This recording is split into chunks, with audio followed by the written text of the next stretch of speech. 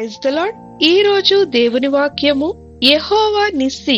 తరువాత మోషే ఒక బలిపీఠమును కట్టి దానికి యెహోవా నిస్సి అని పేరు పెట్టెను. నిర్గమాకాండము 17వ అధ్యాయము 15వ వచనం. బైబిల్లో దేవుడు తనను తాను తెలియజేసుకున్న నామములు ఎంతో ధైర్యాన్నిస్తాయి. అటువంటి గొప్ప నామాలలో ఒకటి యెహోవా నిస్సి, అనగా యెహోవా మా ధ్వజము అని అర్థము. పురాతన కాలంలో యుద్ధంలో పతాకం లేదా ధ్వజము అనేది గుర్తింపు లేక విజయమునకు సూచన. అలాగుననే దేవుడు మన జీవితాలలో కూడా నాయకుడు, రక్షకుడు, జయశాలి అని ఈ నామం ప్రకటిస్తుంది. ఇశ్రాయేలీలు అమాలేకీలతో యుద్ధం చేయవలసి వచ్చింది. ఇది సాధారణమైన యుద్ధం కాదు. వారు ఐగుప్తు నుండి బయటపడిన తరువాత దేవుని ప్రజలపై శత్రువు చేసిన మొదటి దాడి.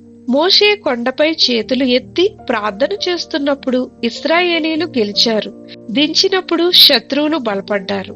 ఇది ఒక సత్యాన్ని మనకు బోధిస్తుంది. విజయము ఆయుధాల వల్ల కాదు, దేవుని సన్నిధి వల్లే అని మనకు ఒక సత్యాన్ని బోధిస్తుంది. అప్పటి వరకు ఇశ్రాయేలీలో యుద్ధ అనుభవం లేదు, కానీ వారికి ఉన్నది దేవుని సన్నిధి మాత్రమే.